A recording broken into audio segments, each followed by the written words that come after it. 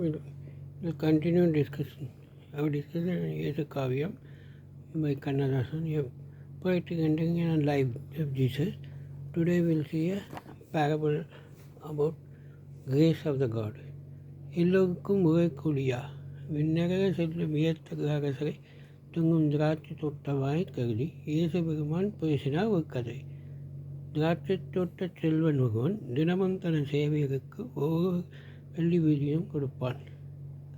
அவர்கள் சில பேர் 6 மணிக்கே திராட்சை வழக்கம் சேவைக்கு வந்தார்.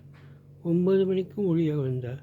பட்டப்பகலை 12 மணிக்கு பலகை அடைத்தான், பணிகள் கொடுத்தான். 3 மணிக்கு சுலகை அடைத்து மிகைப்படியாக தொழிலை விடுத்தான். 5 மணிக்கும் அவனது அழைப்பில் சில பேர் வந்தனை சேவை செய்தனர். அத்தனை பேருக்கும் அம்முதலாளி ஒவ்வொரு வெள்ளி வீதியும் கொடுத்தான். 6 மணிக்கு யாராவது வந்து உழைத்தவர்கள் எல்லாம் நின்று திகைத்து கால் முதல் நம் கடவுள் இருந்தும் 1 மணி நேரமே உழைத்தவர்க்கும் ஒவ்வொரு வெள்ளி வீதியும் தருவதா என்று கேட்டு சண்டை போட்டனர். தப்புமில்லை, தவறுமில்லை, சரியாதான் தந்தேன் என்று செப்பி அந்த முதலாளி, நல்லவன நடப்பதும் நானும் நடப்பது உங்கள் கண்களை ஊற்றுவதோ என்றான். பின்னே வந்தோ முன்னே நிற்பார், முன்னே வந்தோ பின்னே நிற்பார் என்றார் இயேசு இன்முகம் காட்டி. நாளை சிலரும் நாடி வரலாம். காலம் தந்து கருத்து வந்தவர்களை அணைக்கத்தக்க அன்புடையவர்களாக வந்ததை விட வாசல் மதித்து வராதவர்க்கே வருந்தினார் இயேசு.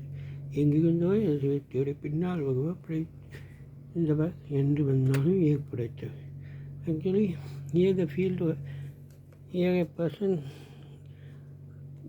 ask workers to work in his field. Some people come in at 6 o'clock in the morning, some people come at 9 o'clock in the morning, some people come at 12 o'clock, some people we call them, engage them at 3, some at 5, but everybody pays same amount, one rupee.